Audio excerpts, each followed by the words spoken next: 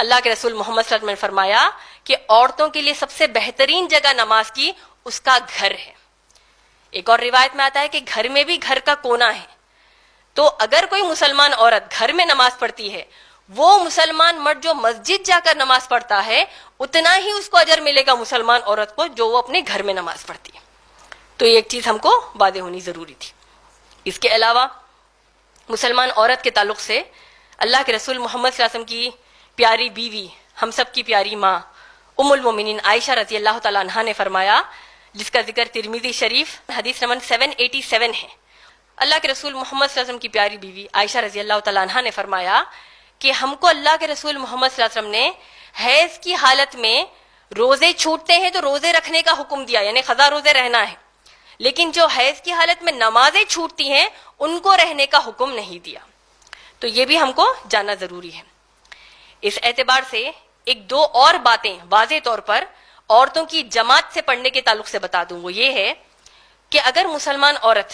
مسجد جا کر جماعت سے نماز پڑھنا بھی چاہے تو اللہ کے رسول محمد صلی اللہ علیہ وسلم نے فرمایا کہ مسلمان مردوں کے لیے سب سے پیاری جماعت میں سب سے پیاری صف، یعنی روز جو ہوتے ہیں جماعت کے،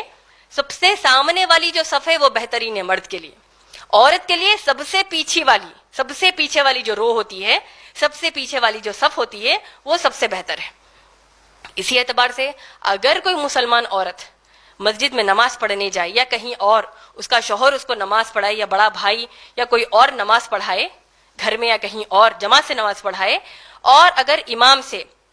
غلطی ہو جائے، تلاوت میں ہو گئے یا کوئی اراکین میں غلطی ہو جائے، تو مردوں کو جس طرح حکم ہے کہ وہ غلطی پر آگاہ کرنے کے لیے سبحان اللہ کہیں گے، عورت کے لیے تالی بجانا ہے. یہ ایک چیز بھی ہم کو معلوم ہونا ضروری تھی. اس کے علاوہ اللہ کے رسول محمد صلی اللہ علیہ وسلم نے ہم مسلمان عورتوں کو یہ بھی اجازت دی ہے کہ اگر وہ باجماعت خود، یعنی پوری عورتیں باجماعت نماز پڑھنا چاہتی ہیں وہ پڑھ سکتی ہیں. ایک اس میں جو الگ چیز ہوگی وہ یہی ہوگی کہ جس طرح مسلمان مرد جب نماز پڑھتے ہیں امامت کرتے ہیں، مرد سامنے ٹھہرتا ہے جو امامت کرتے ہیں، امام جو ہوتے ہیں پیچھے پورے مصلی ہوتے ہیں، لیکن مسلمان عورت جب امامت کرے گی وہ جدا نہیں کھڑی ہوگی، وہ بیچوں بیچ کھڑی ہوگی. اس کے دائیں اور بائیں جانب تمام عورتیں کاندھے سے کاندھا پیر سے پیر ملا کر نماز پڑھیں گے.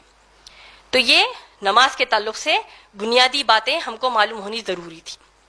جو تیسرا مسئلہ تھا وہ ہے حجاب کا مسئلہ. اللہ سبحانہ تعالیٰ نے قرآن مجید میں سورہ نور سورہ نمبر 24 آیت نمبر 30 اور 31 اور سورہ احزاب سورہ نمبر 33 آیت نمبر 59 میں اللہ نے واضح طور پر بتا دیا کہ مسلمان عورت